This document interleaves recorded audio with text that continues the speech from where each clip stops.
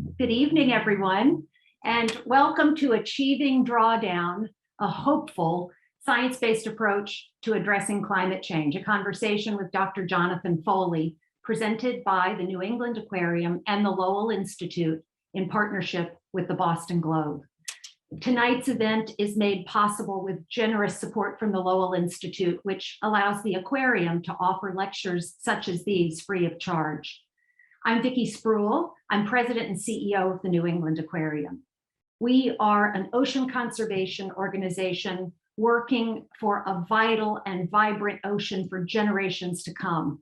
Through our research, through our rescue work, we're seeing firsthand the effect climate change is having on individual animals, species, and habitats, and as well as our coastal cities, especially Boston as a major urban waterfront city.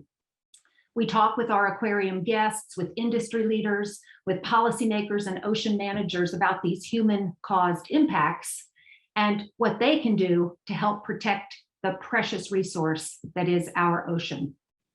Never forget that every other breath you take comes from the ocean. We also engage in conversations with others who are working on these same topics, particularly solution-based topics, like tonight's speaker, Dr. Jonathan Foley, who we're honored to welcome here this evening. Dr. Foley is a leading climate and environmental scientist. He's a sustainability expert, and he's an educator. He's also a dear friend of mine and the New England Aquarium. And in fact, I think he is one of the very best science communicators and translators out there today. And if you don't understand all of this, it's very hard to feel empowered to make a difference.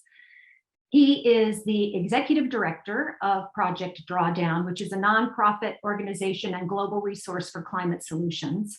Since 2014, and I hope you've all read the book, Project Drawdown has been working to help the world reach drawdown, the future point in time when levels of greenhouse gases in the atmosphere stop climbing and start to steadily decline. Dr. Foley and his colleagues, environmental and conservation scientists, researchers, educators, policymakers, and human rights activists are advancing effective climate action. They do this by reviewing and assessing climate solutions, creating compelling and fact-based climate-focused communications, and partnering with others such as municipalities and universities, corporations, communities, and others. Dr. Foley has led the California Academy of Sciences, widely thought to be the greenest science museum on the planet, and he's of course worked in academia. At the University of Wisconsin, he launched the Center for Sustainability and the Global Environment. At the University of Minnesota, he founded the Institute on the Environment, and at both universities, he held named chairs. Dr. Foley also has local ties. Yes, he's a New Englander, having grown up in the neighboring state of Maine. Please join me in welcoming John Foley for a hopeful and realistic conversation that will cover a multifaceted set of solutions to help us stop climate change and pivot to a better, more sustainable world. With that, I'll hand it over to you, John. Well, thank you so much, Vicki. It's really a pleasure to be speaking, albeit virtually, with folks in Boston today, and one of my favorite institutions, the New England Aquarium. Vicki's right, indeed, I grew up in Maine, and although Boston was maybe 4 or 5 hours away, it was the only big city nearby. And I remember very, very fondly as a child coming to the New England Aquarium, my first aquarium ever, along with the, of course, Museum of Science and Museum of Fine Arts and other incredible institutions in Boston, which are near and dear to my heart. So I would just wish I could be with you all in person today, kind of selfishly, but this is the safe and most effective way to be with you tonight. So thank you for that. Tonight, I'm going to be talking about how we can address climate change, which is maybe a little different to be talking something about the solutions to climate change, because every day we hear about the damages it's causing and about the problems of climate change. But tonight, we're going to talk about what we can do about it. We're going to be grounded in science, but I hope at the end, we can actually get you to a place where you can have a little bit more hope and optimism about the future.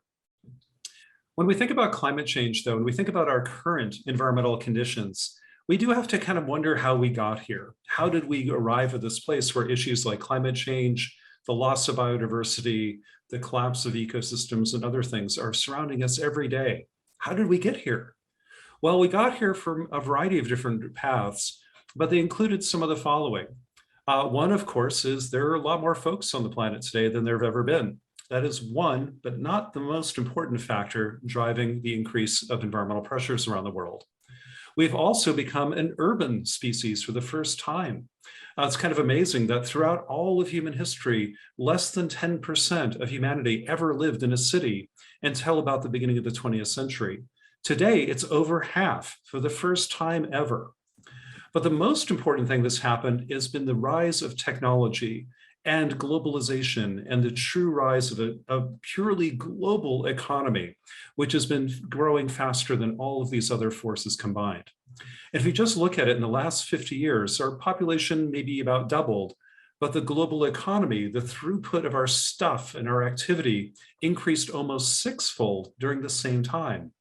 With all of that was a tripling of global food demand, about a doubling of global water consumption, and a near tripling of global fossil fuel combustion. And what's kind of amazing is that in the last 50 years, we've changed more than not only any other time in history, we've changed more than all history itself. That's incredible. And with those changes, of course, we are affecting the environment. Now, humans have been affecting the environment forever. Since we invented fire, since we came out of the caves or whatever, we've been changing the environment at a local scale since we began. But now we're changing an entire planet because our impact is truly global now. And some of those changes are obvious. We can see them with our own eyes right now, right here, like the clearing of rainforests from the 1970s through the 2000s here in the Amazon. And today combined, we're lost almost about a third of the world's tropical forest.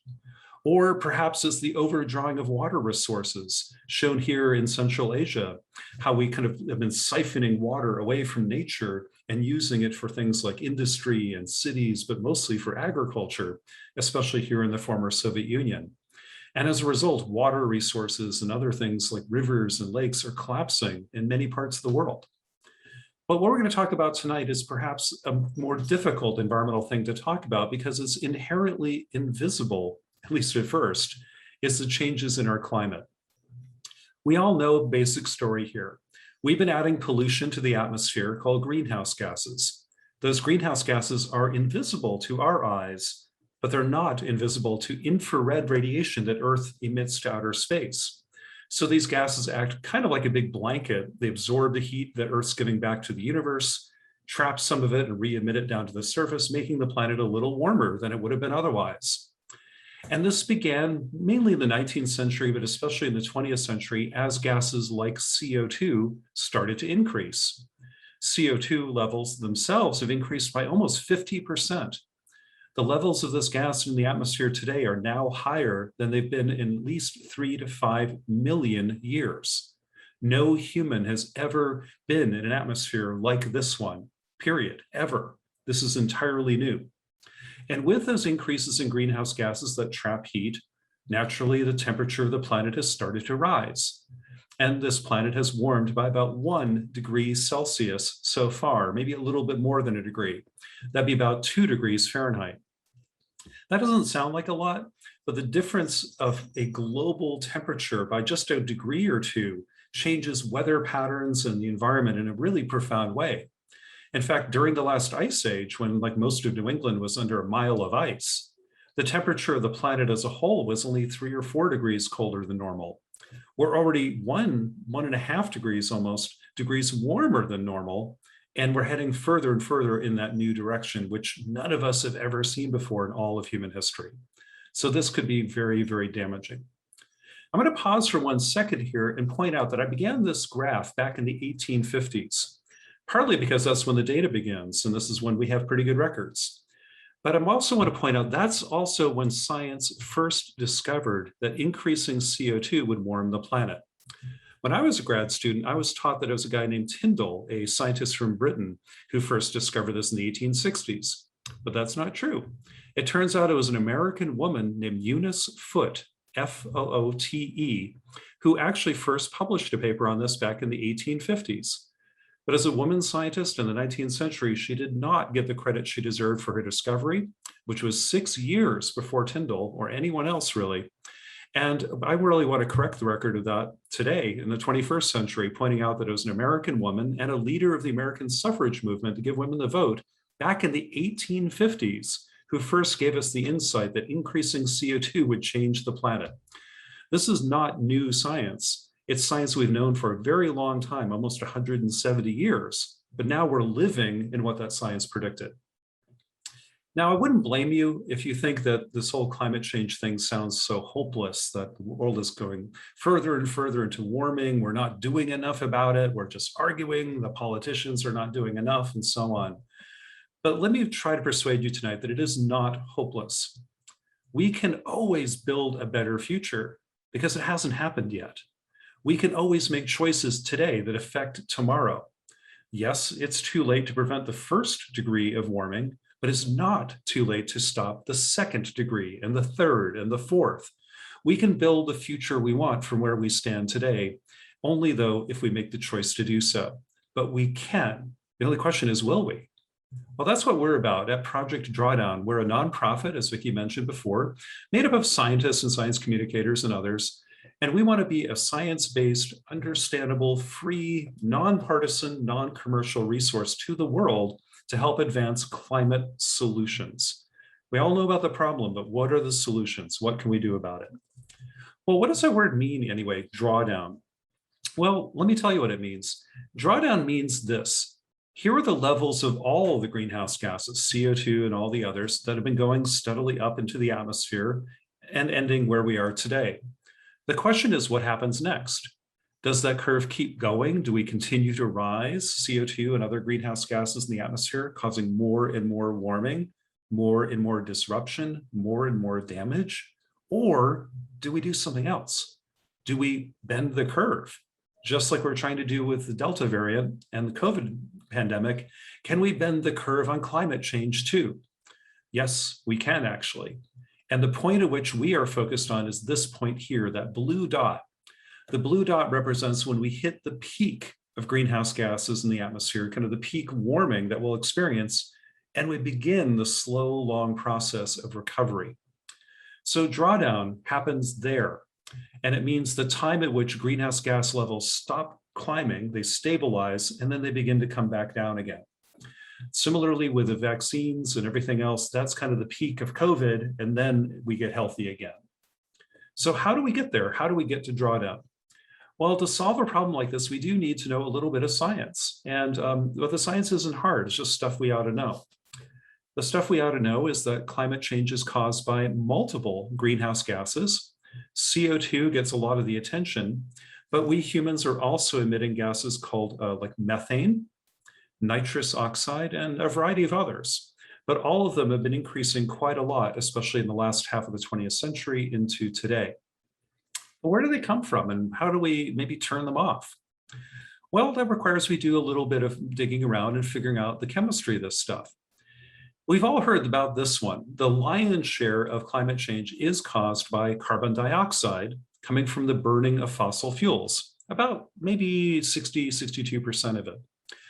This is happening when we burn coal or natural gas or oil or gasoline, diesel fuel, aviation fuel, basically any fossil fuel. When we burn it, we burn the carbon that's in that stuff and we oxidize it, which becomes carbon dioxide. Simple enough. But that's about 62% of climate change. About 40% is something else. And we got to look at that too. Well, it turns out that some CO2 is emitted in the atmosphere from chemistry of industry, especially making cement. It's kind of weird, but when cement is basically curing, it outgasses carbon dioxide just chemically to the atmosphere. And what's kind of funny is if cement were a country, it'd be the third largest country in the world in terms of greenhouse gas emissions after China and the United States. So while it sounds like 3% isn't a lot, turns out it kind of is. Then we have another 10% or so, 11 here, of CO2 is emitted from deforestation, burning down forest and other kinds of land use, especially tropical deforestation. Burning a live tree ends up with the same kind of CO2 in the air as burning coal or dead stuff. They're all made out of carbon, and burning them makes carbon dioxide. Then we have methane, CH4, which is emitted from a combination of industry, especially making natural gas into our homes, which is methane. So fracking, natural gas pipelines, the natural gas infrastructure, those all leak methane into the atmosphere. So part of this is from the energy sector. The other part, though, is from agriculture, especially livestock, cattle, sheep, and things like this, what we call ruminant animals that burp methane into the atmosphere. And that builds up in the air too, and that's a significant source. Other things like rice fields and landfills also contribute, but basically it's from energy industry and agriculture. By the way, a lot of people who want to make fun of climate change will talk about, I don't know if I can say this here, but I will anyway, a cow farts causing climate change. Nope, the science tells you it's cow burps, actually. Cows emit stuff out of the front end, not the back end. And so at least you learned one thing tonight. Hope you remember that part. Another greenhouse gas that comes out of our activities that goes into the atmosphere is one called nitrous oxide, or N2O. That primarily comes from agriculture, a little bit from industry. A lot of this comes from overusing fertilizers and manure. When we put fertilizers and manure in our farm fields, some of the nitrogen in that fertilizer and manure combines with water and air and forms nitrous oxide. And then there's this last set of gases we call F gases, or fluorinated gases, which are mainly used as refrigerants today. Those are a small part of climate change now, but they could grow enormously as another billion or 2 billion people in the world are buying their first air conditioners and refrigerators, things that have refrigerants in them. And if those leak out into the atmosphere, they could cause a lot more problems. But the bottom line here is most of climate change is caused by the energy industry, CO2 and methane, a little bit from industry materials like fluorinated gases and cements, but a whole lot also from agriculture. So those three things, energy, food and agriculture, and exotic materials, are things we have to look at to deal with climate change. So that's the chemistry part. You won't have to worry about that anymore. What I'm doing now is I'm going to go back and kind of show you the same thing, but now in terms of human activities, kind of from the economic data. This is what the atmosphere looks like, essentially. We people are putting in a whole bunch of pollution into the atmosphere. Each of these arrows represents a kind of thing we do on the planet that emits greenhouse gases. So you see words like making electricity, food, industry, buildings, and so on. We'll go through those in a little while. But those are human activities that emit those chemicals into the atmosphere that build up, causing climate change. But something we have to keep in mind is the atmosphere doesn't sit still. The atmosphere has its own physics, its own chemistry, and it participates with the biology of the oceans and of the landscapes of our planet. And what's kind of interesting is nature is removing some of those greenhouse gases automatically in the oceans and on land, what we call carbon sinks. A sink is just a fancy word for a removal mechanism, something that removes that stuff from the atmosphere. You can kind of think of the atmosphere almost like a bathtub. We're filling it up with pollution on the left, and we're emptying it as quickly as we can on the right. Kind of like if your faucet turned on the bathtub and maybe the drains open a little bit. And what happens is because we're adding more than nature can remove, we're building greenhouse gases up in the atmosphere.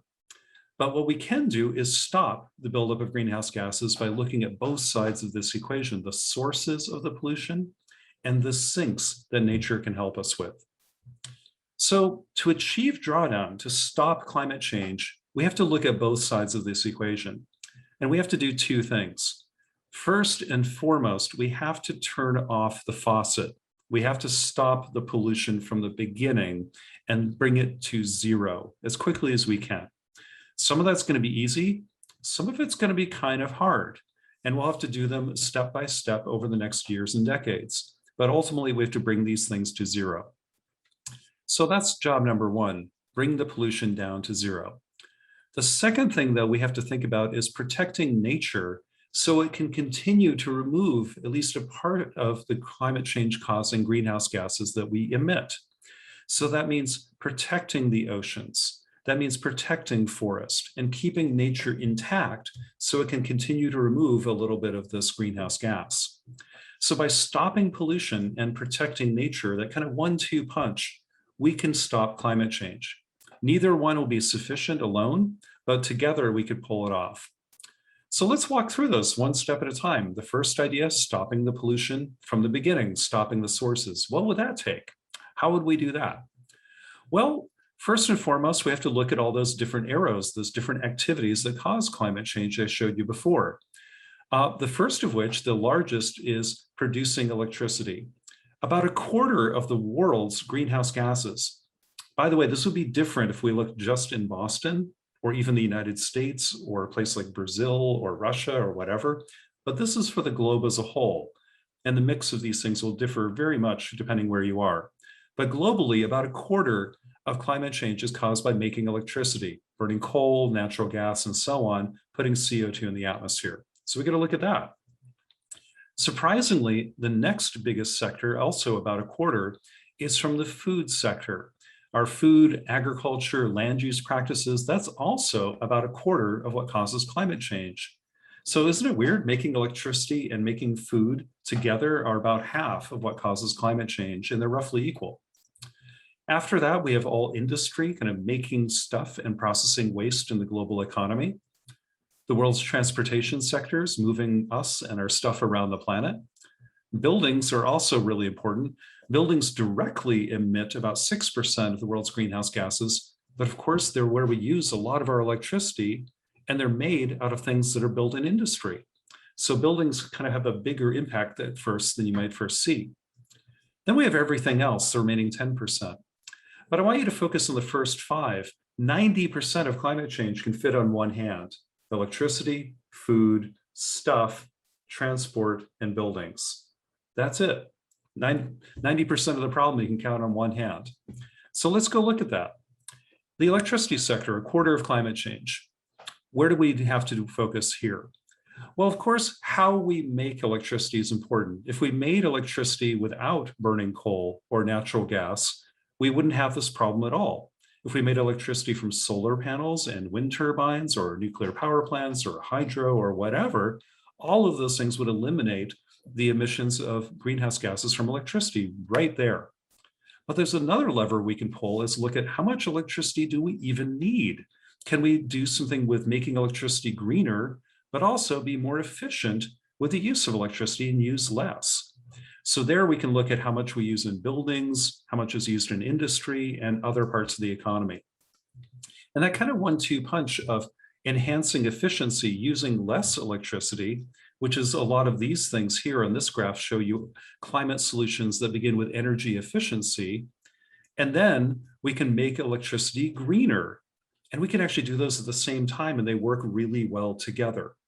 So each of these circles represents a climate solution that we at Project Drawdown have independently went out and verified. We've looked at every study ever published in the literature and a lot more, and assessed how effective each of those climate solutions would be in terms of how big is it, represented by the size of the circles, and also what it would cost. And it turns out there are hundreds of solutions just in electricity, but these are some of the most promising that we've assessed so far. So we got a lot of good things here: more efficiency and making electricity in a greener way. There's no silver bullet here, of course, but there's lots and lots of silver buckshot. We can look at other sectors of the economy too, like food, agriculture, land use, which again is about a quarter of the problem.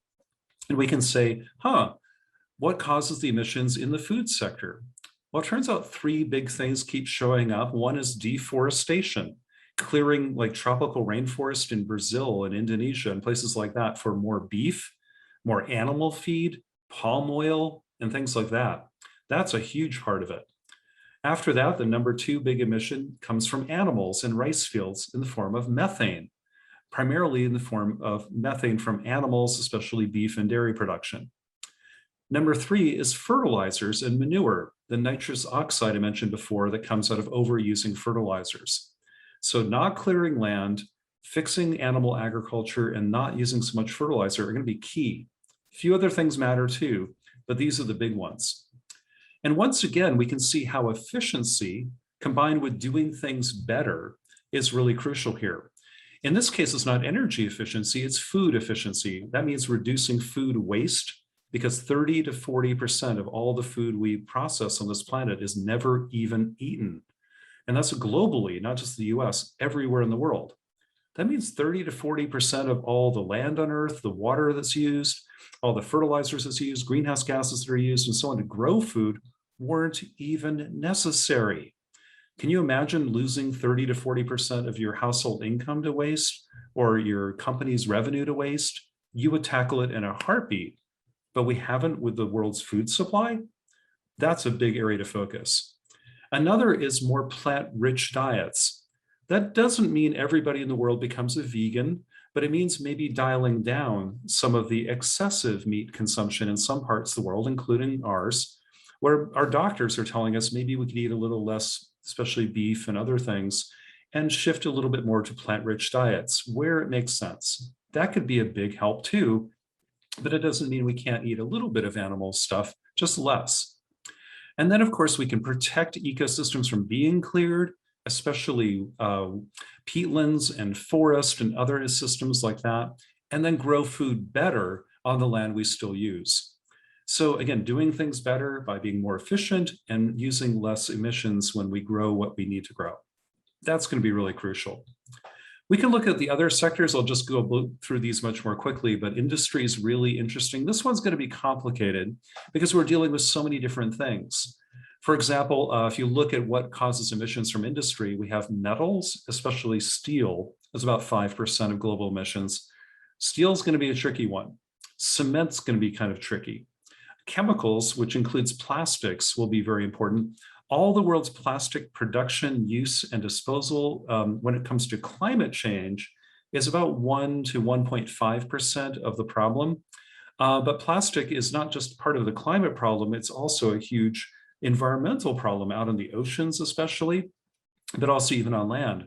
So we might get kind of a twofer here if we rethink plastic, because we'll solve a little wedge of the climate problem, but also a pretty big wedge of global environmental pollution out in the oceans especially. So I'm really excited about that one. We can look at transportation as well. 14% of emissions come from transport. Most of that's on roads, but aviation, flying around, that's about 2%. That's really important given it's actually most of the flying is done by relatively few people, and maybe we could do better with that. Maybe we can use different kinds of jet fuels that are more carbon neutral, and maybe we can replace some of that flying with like Zoom meetings and other things, so we can maybe shrink that wedge wherever we can.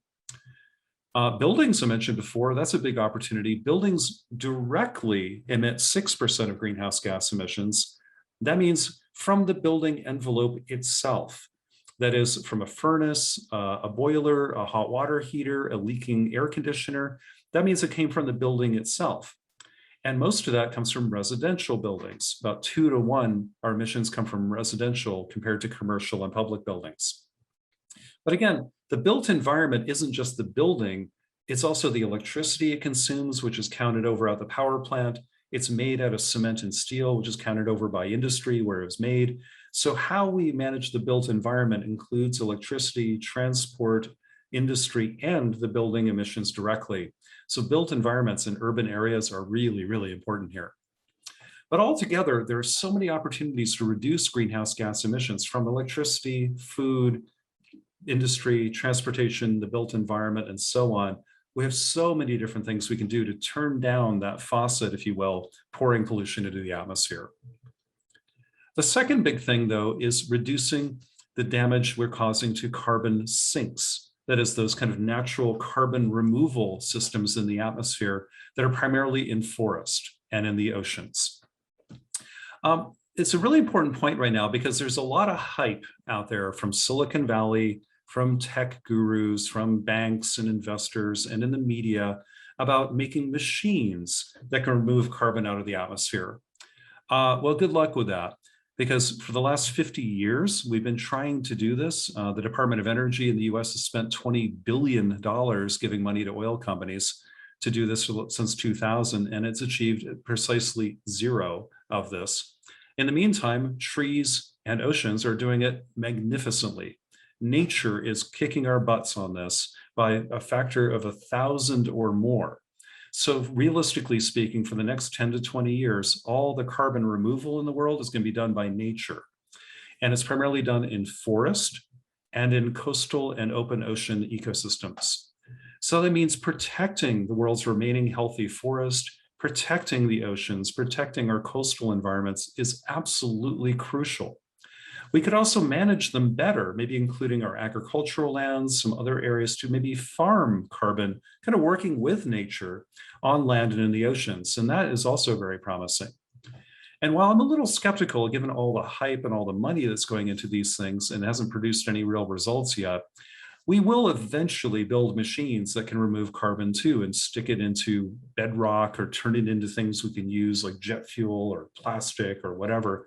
But they're a long, long, long way from being really practical. So we better not bet on them being here today, but I'm hopeful they'll be there maybe in the future and can help us out with maybe the last 5 to 10% of the problem, but they're not here yet. So I've talked about ways of reducing pollution. Secondly, talking about how we can work with nature to remove some pollution. And now I'm going to throw a third one at you, what I haven't mentioned yet. Along with sources and sinks, we also can work to make a better society as a whole that can also be part of a climate solution. It turns out that promoting equity and justice around the world should always be a priority, even if we didn't have climate change, of course. But it turns out we do things that promote equity around the world. We sometimes have a cascading benefit back to climate change, especially in things like education and healthcare for women and girls around the world, or one that I really like, helping indigenous communities protect the lands and waters they live near and on. When we do these kinds of things, it helps nature heal, it helps the societies around them, and also reduces greenhouse gases in the air. It's really remarkable. By doing the right thing for people, we have a secondary benefit back to climate change. So let's put all that together. Here in the big picture, we can see how reducing the sources of pollution from the beginning, again, in places like electricity and food and industry, transport, buildings, and so on, we have a lot of opportunities to address climate change there. We can also work with nature, both protecting it and then augmenting it on land and the oceans, and later with machines to support kind of natural carbon sinks and pull carbon out of the atmosphere. By the way, the little blue dot here for ocean solutions is a little bit small here, only because we haven't had the best data yet to really assess how big that solution is. Later this year, we're going to be updating those numbers, and that blue dot is going to get a hell of a lot bigger because finally the science is coming in to show what we can do to help oceans continue to remove carbon. We know it does, but what we could do to help it has been a little bit needing some more science, but now it's coming in. So we can reduce sources, support sinks, and improve society over here, especially health and education. And together, all of these clusters of solutions form a very powerful toolbox for us to use to address climate change. If you think it's hopeless, I will assure you it's not, because we have all the tools at our disposal right now to tackle climate change. And as we get more technologies, better ideas, and more practices out there, our toolbox will only get fuller. But even today, we have enough to do the job, but tomorrow we'll be able to do it even better. And together, all of these solutions, if we choose to pull them out and use them, can change the future. Let me show you some examples. Here's what might happen if we continue on the current path. This is the red curve showing the level of greenhouse gases in the air. That's kind of based on our best guess of the current path we're on. But we could change paths. We could follow a yellow one here or the green one, which would give you two different scenarios where we stop climate change as early as the mid-2040s or through the early 2060s. So sometime between the 2040s and the 2060s, it is still possible to hit those moments of drawdown where we stop climate change from getting any worse. That's amazing. It is still very much within the realm of possibility if we act now. But the later we wait, the harder it is to hit the green and yellow curves. What would that mean? Well, the planet's already warmed about 1 degree, a little bit more than that, above what it should be. And the red curve shows what we think it would do if we continue on the current path. But the yellow and green curves show what's possible. And what is still possible is a world that's only 1.5 degrees warmer than it should be, or 2 degrees warmer.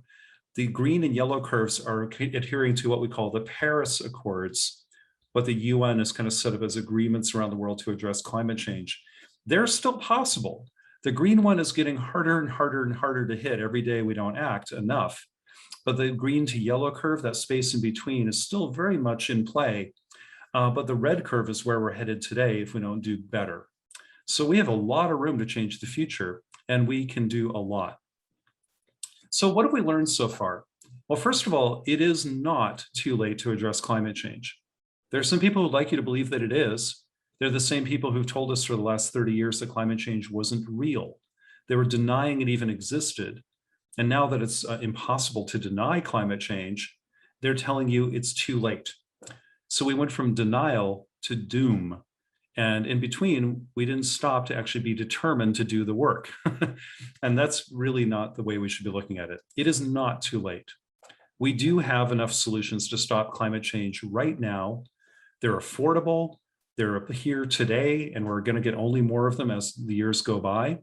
And guess what? If we're smart about it, we can use these solutions not only to stop climate change, but we can also make the world better. We can make a healthier, more prosperous world with more jobs, more equity, healthier kids, cleaner air, cleaner oceans, more food security. We can make a better world because we're still running the world as if it's in the 19th century using coal and oil and other things we shouldn't be doing. Why don't we reboot the world with a 21st century version of the operating system, if you will, and run the world better? Not just better for climate, but better for everybody. And that is totally within our grasp. What do we have to do though? This isn't all happy talk. We have to get to work. We've done some of it. We've made some good progress, but not good enough. This is what we have to do though. We have to dramatically cut the emissions of these greenhouse gases in the red curve. And basically we have to cut them in half roughly in the next decade to stay on target. And then cut them in half again in the 2030s and half again in the 2040s. Meanwhile, we can start to remove some carbon from the atmosphere with maybe planting forest, managing the oceans, and building machines that could come online later. Those will come online maybe in the 2040s and 50s, but the job right now for the next 10 years or so is dramatically cutting emissions. We're going to need some quick wins here. We're going to have to do things that cut emissions fast, kind of like hitting the emergency brake on the planet. I can think of a whole bunch of them, like stopping deforestation would help a lot. Capping methane leaks from oil and gas wells would help a lot. Doing other things so we could stop emissions today would help enormously. We also have a lot of infrastructure to replace. All of our power stations, our infrastructure for transportation, our food systems. We're going to have to rebuild everything. Well, let me scratch that. We don't need to, we get to. We get to rebuild all of our infrastructure, and that's going to create hundreds of millions of great jobs around the world in the coming decades. And that's a huge opportunity. Later, the things we do in the oceans and on land will start to play out and help us kind of rebuild carbon sinks that can maybe continue to remove carbon from the atmosphere. And the game-changing technologies we're investing in today, whether it's carbon removal or advanced materials or new power generation technologies, those will pay off later when you need them in the 2040s and 50s. So we have to kind of play this game out, but right now we got to tap the emergency brakes and really get busy on infrastructure. Otherwise, we're not going to make these targets. Well, let me leave you with a couple of thoughts and we'll turn it over to some discussion and Q&A. But I want to remind you that addressing climate change isn't just a challenge, it's an incredible opportunity because we get to reimagine the world. It's a lot of the world that just isn't working as well as it should be. We get to reimagine it and save us from the perils of really dangerous climate change, but also create jobs, improve the quality of the air and the water that we have around us, improve the lives of our children, address longstanding inequities, and build a world we can be proud of. I honestly think once we start to address climate change in a more serious way, we're going to look around and say, what the hell took us so long? This is great. We're living in a better, more prosperous, more interesting, and more vibrant world. And we're going to leave it for our children. Isn't that what we all want? Isn't this great? Why didn't we do this earlier? So as a wrap up, I want to ask you one last thing. Is the most important thing we can all do about things like climate change is to learn more, because nobody has all the answers, and share them with everybody you can. Places like aquariums and museums and others are crucial parts of our community in doing this, but we all have a role to play. I hope we can play a role with you and continue to be a resource. I'd invite you to join our website at drawdown.org and follow us on places like Facebook and Twitter and all that. But most of all, we need everyone to exercise their own version of leadership. Yeah, we can look at the US Senate and we can look at the White House, and that's going to be really important this week. But you know what? We're all leaders in our schools, our places of work, our communities, our places of worship, our neighborhoods, wherever you are. We all have a role to play in leading the world to a better future. It isn't just the politicians or the CEOs. We need everybody, including you and me, to play a role. And so I hope you will. And at the end of the day, please remember, the future is always up for grabs. It hasn't been written yet. It's written by the people who take the risk and accept the responsibility of consciously creating the future they want. And is that going to include you or not? That's up to you. So make our choice and let's build a better future. So with that, I'll stop our little presentation and turn it back over to Vicki for some, I hope, some vibrant Q&A and discussion. And thanks so much for your attention this evening. Really appreciate it. Wow, John, thank you. I have so long admired you, but you did not disappoint. And I just want to thank you for your clarity and for your optimism at a time when, I think a lot of us are very confused about a lot of things. And we have no shortage of questions. Some have come in through the Q&A and some were sent in prior to the talk. So I'm going to do my best to try and synthesize them. And I want to start with one that came in on the Q&A. We have a very informed crowd with us this evening. And so the question is from Barry, and it says, opposition to making even small sacrifices like wearing masks during the COVID-19 pandemic make me pessimistic about expecting people to change their behavior in order to stem climate change. Are there lessons to be learned from the pandemic that can be applied to how to respond to the climate crisis?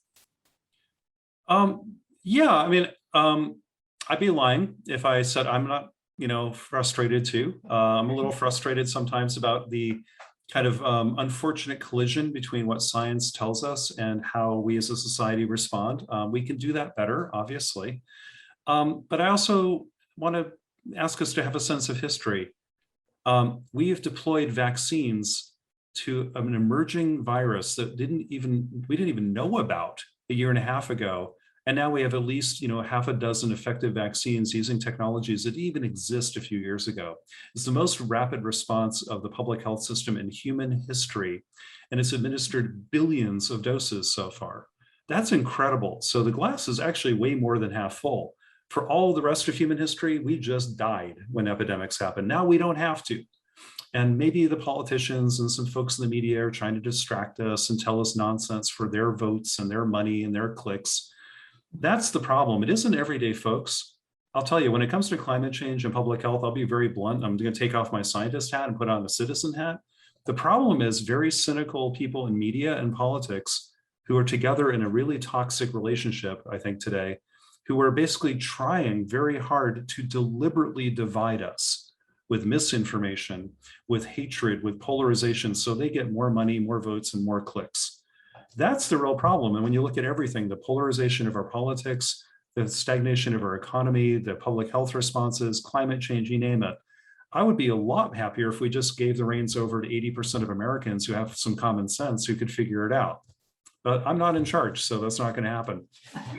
But I can see why you're frustrated, but some good things are still happening. Please remember, scientists didn't let us down. The medical system didn't let us down. We had the best possible response to the COVID crisis available to the world. It's incredible.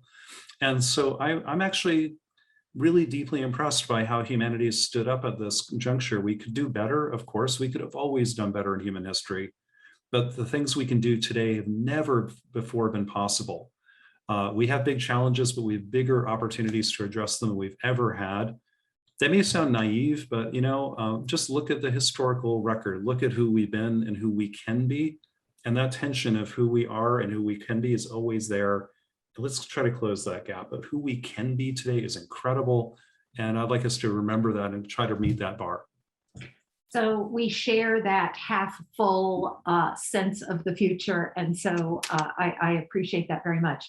So building on that, so we have a question from Arno who says, thank you for all of this. In your chart about all the solutions, the three principles, where do you see individuals who aren't scientists able to have the largest impact? Where would you advise the average person to focus their efforts and contributions? And I think you touched on that at the end around learning and sharing, but I wonder if you have any more specific recommendations.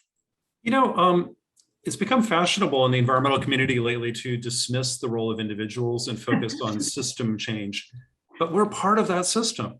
Right. So I actually am doubling down on individual actions a little bit. It's not sufficient for me to just change some light bulbs and start becoming more vegan or whatever. That alone doesn't change the world because we are part of that world. What happens through us flows back into society. So I would say it's look at how we participate in the world around us, learning more, sharing more, being active in different communities, like becoming a member of the New England Aquarium, for example, or your wonderful science museum, other things where we're part of a larger community that's learning and sharing. That I put number one on the list. Our second role as citizens and part of our democracies in terms of how we vote. Do we show up to town meeting, not just every 4 years? How about the hearings of the Public Utilities Commission and zoning board? A lot of climate changes can be solved by very unsexy policy work at the local level. It's not the White House and the Senate that solves climate change, it's the zoning boards, public utility commissions. All of those are really important too. Do you go to those meetings? Do you zoom in? Participate, be part of democracy. The democracy was born in places like Boston. Let's seize it again and try to bring it back. That would be really important. Another thing, of course, is what we do in our homes. Yes, it is important about energy efficiency at home. The next time you get the chance to insulate your attic in a cold place like Minneapolis, where I live, or Boston, do it. It'll save you money and help the planet. Next time you get to buy a car, maybe look at the hybrids and electric cars. If they work for you, great. Food waste, that'll save you and your family a lot of money and also help with climate change. So those are things that make a lot of sense. But most of all, share what we do. Like if you are only acting alone, you're one individual. But if you tell the world and share what you do with your neighbors, your friends on Facebook and whatever, you become a very powerful force for change. And so I think working in a democracy means we all are leaders at different levels, whether we're just in our neighborhood or in our communities in different ways. And so participate in the larger discourse, get engaged in politics, whether it's just local or national, as a voter, as a concerned citizen, just attending town hall meetings, whatever. But also our actions, voting with our pocketbooks every day, that matters too. So we as individuals are fairly mighty organisms. We can do a lot. And the politics and all the big systems and businesses around us, we can point at the presidents and the senators and the CEOs and all that stuff. But you know what? They work for us. And at the end of the day, we are also responsible and we need to participate in that system to change it too. It's not all on our shoulders, but we can be part of the positive force for change. And I think that's something that's really empowering and really very, very kind of back to the roots of what this country is at its greatest, is when we all participate. Participate, participate, participate. And we've got some big elections coming up in our region. So participate. Yeah. Okay, so I want to bring it a little bit back to the ocean. And from Lisbeth, we have, and you touched on this a little bit, I hope you can elaborate. What do you think are the least understood issues regarding oceans and climate change? I know from the past work we've done and the foundation work I've done in my past, this climate change and ocean are still seen as two separate buckets of work as opposed to one continuous system. And how do we keep that from being fragmented? Well, Vicki, I should have you to answer this, but I'll take a stab at it and you should add to this because you know a lot more. But the math is, basically that of about, of all the greenhouse gases we dump in the atmosphere, about 20% of them are removed on land, mostly in forest, around 20% are removed on oceans. If we only looked at the CO2 part, it'd actually be a bigger share, but when we include methane and all the other gases, it's more like 40% between land and oceans, and they're about equal. The oceans take up carbon dioxide about 3 different ways. One is it dissolves carbon dioxide in the water, we call the solubility pump. It makes shells out of, for little tiny diatoms all the way to big things like lobsters. That's called the carbonate pump. And then we have the biological pump, which is all the plants and kind of little photosynthetic critters in the ocean that do photosynthesis. So all those things require the oceans to be healthy, to not be disrupted, and to not get much warmer. So those things are really, really critical. And the oceans have kind of hot spots of activity, especially in the biology part, where like coastal ecosystems are really, really critical. Mangroves, coastal wetlands, areas, off the coast of Massachusetts, the Gulf of Maine is really important. Those things are kind of hot spots in the ocean. A lot of the big open oceans in the middle of these so-called gyres in the middle of the ocean, those are a little less productive, but then the areas near the coast or along the equator tend to be more productive. So those areas are really critical, and there are things called marine protected areas. There are ways we can protect the oceans that aren't just good for the fish and the ecosystems, they're good for the whole planet because they're where a lot of the carbon is going to be pulled out of the atmosphere. So I think we have some win-wins there at protecting coastal ecosystems, ocean fisheries, marine protected areas for people and the health of the immediate ocean there, but also kind of as part of a global system as well. So what a great opportunity. We get to help communities who depend on the oceans be more sustainable in the long run and not crash fisheries, which New England has sadly some experience with, but also to preserve them for the future, but also help address climate change. And so, this is a good win-win opportunity here.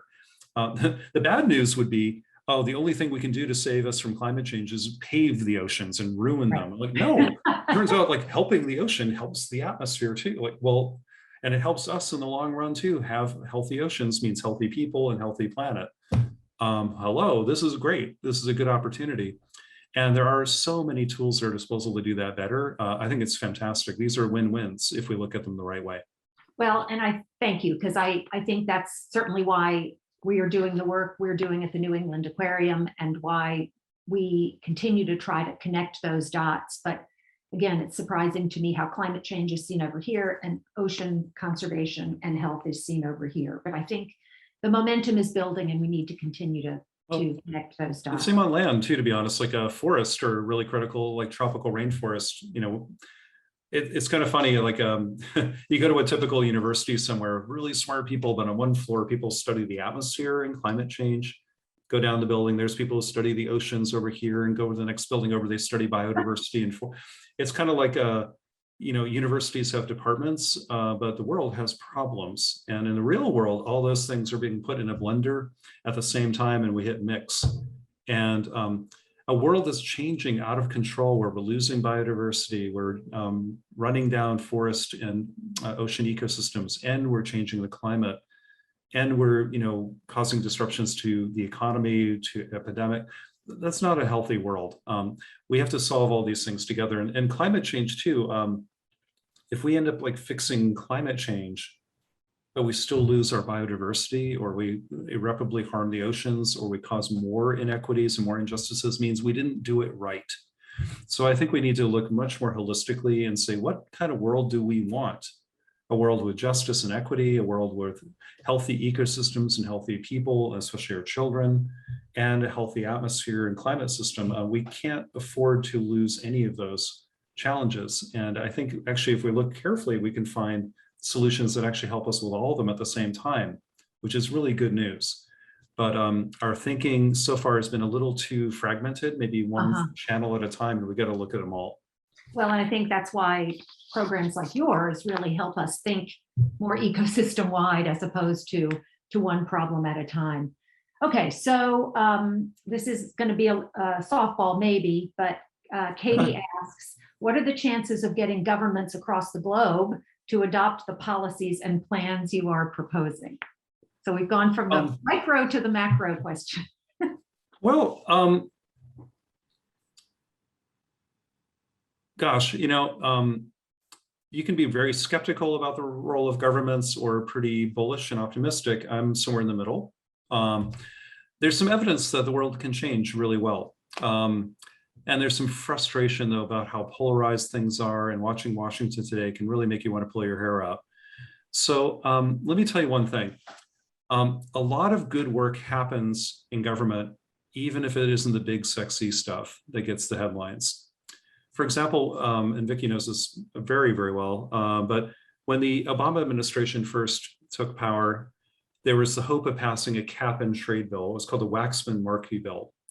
And it didn't pass, even though Democrats had a filibuster-proof majority in the Senate, a big majority in the House, and a very popular young, incredible dynamo president, and they still couldn't pull it off. And people for 20 years now have been like pointing fingers at that and saying, what a shame that that didn't happen. But you know what? The Waxman-Markey bill set out a goal that said it would reduce the US emissions by 20% by the year 2020. It didn't pass though. But guess what? We actually reduced our emissions by 21%. The US is actually reducing its emissions. We've been reducing them for years, since about 2007. That's incredible. So even though the big, huge mega policy that was the darling of the environmental policy communities and all the politicians and all the newspaper articles didn't even happen, we did it anyway, because it turns out that a lot of things can work together. Little nudges in policy, like regulations of the EPA on pollution changed a little bit. Fuel efficiencies got tighter. Better incentives for electric cars, better incentives for regulating coal and other things. A lot of little things happened, but a lot of them worked with not just big policy with a capital P, they worked with markets, they worked with technologies that were already emerging, they worked with culture changes, they worked with activists. And so by looking at the larger ecosystem, again, maybe there's a theme here, policy alone and government alone, if we wait for the governments to figure out how to do everything by themselves, we're screwed, because they're not going to do it in time, in my opinion. But if government can work a little bit, and we can partner with them in markets, in technology, in activism, in science, in the community level, in culture, and find ways to kind of activate all of that stuff and push them together at the same time, we actually have a chance of this. There's a great article in The Atlantic a few weeks ago called The Green Vortex that shows that actually all the big changes in the environment have always been where policy married with technology, markets, culture, and activism actually is how the world changes. It's very rare that somebody just signs a bill and everything changed because one stroke of the pen. It's often a lot of things working together. The UK has lowered their emissions by over 40% since their peak in the 1990s. And 50 countries in the world now are lowering their emissions. There is good stuff happening in policy, but it's frustrating and it's slow, and we wish it could happen, boom, right now with enlightened leadership. But if we wait and, don't let the perfect be the enemy of the good. There's a lot of good work happening. And if we look back at recent history, we're actually like, hey, wait a minute, we're beating the goals that were set by big audacious policies by doing small things, but lots of them together. So if we don't get the bill we want in the Senate, we don't get a big win at the COP meeting in Glasgow this fall, don't give up hope, because if you're putting all your hope on the US Congress and the United Nations, I would never advise that. Look for hope in other places too, and maybe together, pulling the oars together, we can make this boat go faster. Thank you, John. I am fired up, and I hope those tuning in this evening are too. I just want to thank you for sharing this past hour with us. I'm sorry that had to be the last question, and we didn't get to nearly enough of them, but thank you for sharing your vision with us. Thank you for sharing your practical science-based plan to help accelerate global climate solutions. And we're so grateful to you for the work you're doing to create a climate-safe future for all of us. Well, thank you so much for having me. Yeah, go ahead. Oh, thank you so much for having me here. I just wish I could have been there in person. I love Boston, but I told Vicki I'll take a rain check and come see you all next summer, hopefully, when we're all past this pandemic and hopefully celebrating some big accomplishments on the climate change front. Awesome. That's a date.